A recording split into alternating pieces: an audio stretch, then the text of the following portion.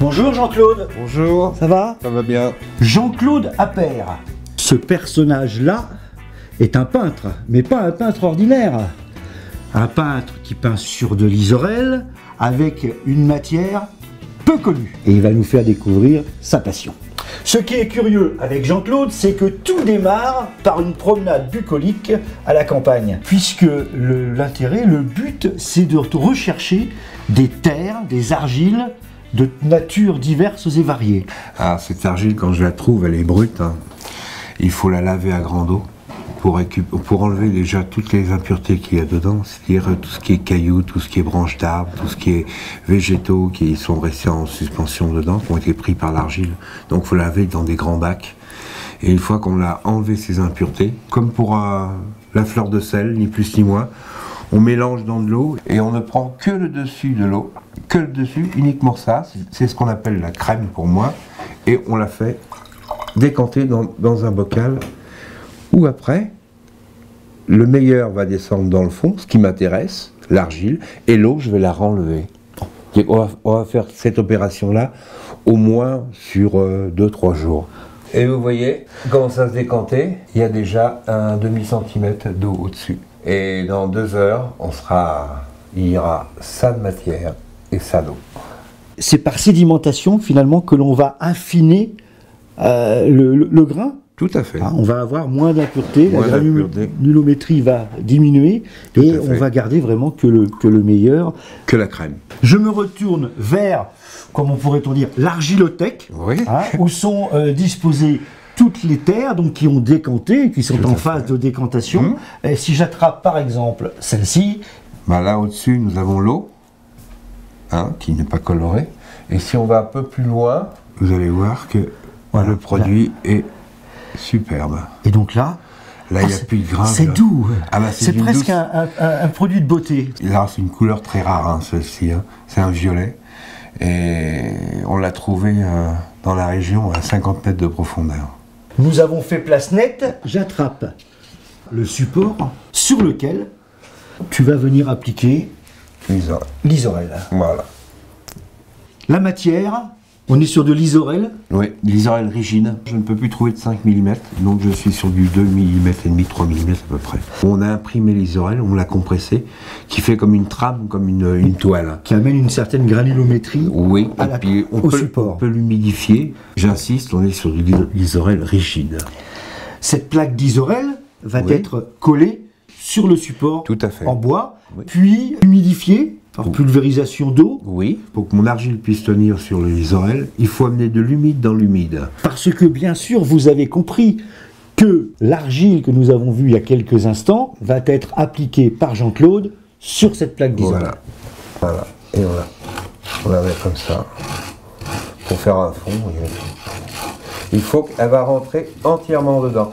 Et cette opération, pour la rendre noire, il va falloir que je la reproduise au moins 4 à 5 fois. Par superposition. Par superposition, pour que ça, par saturation, c'est rentré à l'intérieur. Une fois que c'est rentré à l'intérieur, sur un fond, comme ça, noir, je peux travailler tout ce que je veux dessus. Tant que c'est humide.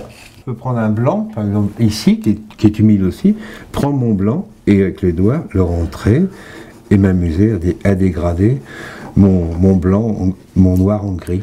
Oui, parce que ce que je n'ai pas dit, c'est que Jean-Claude ne peint qu'avec ses doigts. Voilà. Un peu au couteau.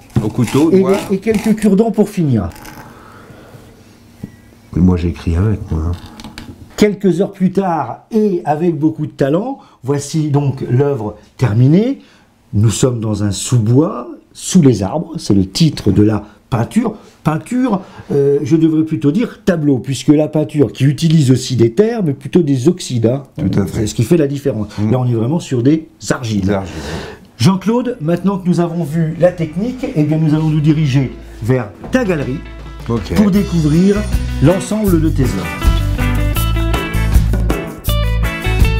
Je tombe en arrêt tout de suite sur ce tableau, Les vieux de la vieille. Oui, c'est le plaisir. C'est le plaisir, le jeu, la boisson. La femme. La pomme, c'est la pomme d'Adam, la pomme d'amour. Oui, c'est ça. C'est ça, c'est la tentation. Voilà. Combien de temps pour réaliser en gros un tableau comme ça? Celui-ci, il a été fait d'une seule traite, 24 heures de travail. Petite question.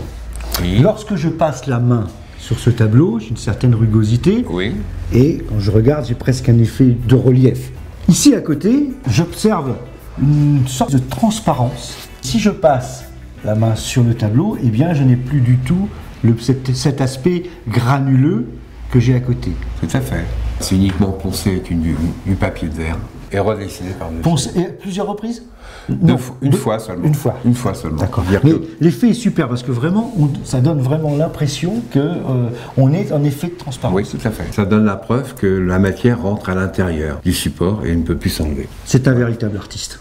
Nous changeons d'endroit dans la galerie pour nous diriger vers le chevalet parce que il y a un tableau qui m'a tapé dans l'œil. On est dans la tentation. C'est le fruit, c'est la pomme. Le péché, la consommation du fruit. Et après, le fruit consommé. De là à dire que de la tentation à la colère, il n'y a qu'un pas, c'est ce que Jean-Claude Appert a voulu exprimer à travers cette œuvre. L'inspiration est une maladie chronique chez les artistes. Ça signe vraiment notre époque, ce tableau-là. On est vraiment dans une époque de malades, moi je dis. Parce qu'on a de plus en plus de gens qui sont de grande tristesse, de grande tristesse. Et je me suis inspiré d'un personnage qui passe tous les jours avec son petit caddie. C'est cette sensibilité et en plus cette façon qui se cache du monde qui m'a intéressé à mettre. Sous le kawaii. Voilà, c'est ça. Il est dans le besoin, il compte certainement ses derniers deniers, mais c'est ce que j'ai voulu exprimer. Et le malheur peut arriver à n'importe qui. Jean-Claude, si on se retourne d'un quart de tour, oui. On revient sur cette toile. Mais là, nous sommes dans le même univers. Oui, ils sont tous les deux dans la même galère.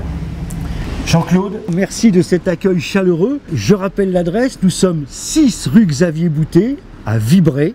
Et on peut venir vous voir à l'atelier et évidemment visiter votre galerie. À bientôt. Merci.